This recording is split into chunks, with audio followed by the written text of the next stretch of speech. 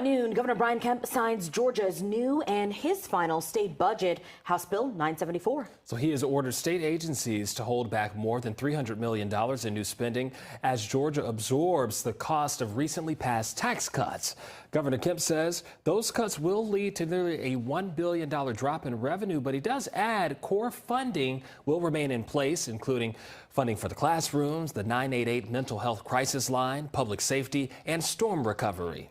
I just wasn't going to leave the state or our next governor in that, or the General Assembly, quite honestly, in that fiscal position.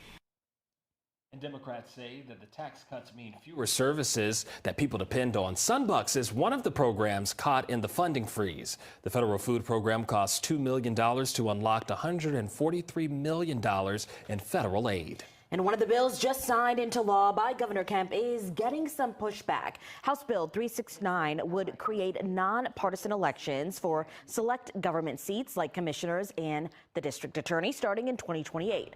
The ballot would no longer indicate if someone was running as a Democrat or a Republican, but it only applies to 5 counties in metro Atlanta: Cobb, Fulton, DeKalb, Clayton, and Gwinnett. Supporters say it removes politics from public service. Opponents call it unconstitutional and confusing to voters. Fulton County District Attorney Fonnie Willis and DeKalb County District Attorney Sherry Boston released a joint statement which reads in part, quote, "This is a blatant attempt by Republicans to give their candidates an edge in Democratic counties by hiding their party affiliation from voters.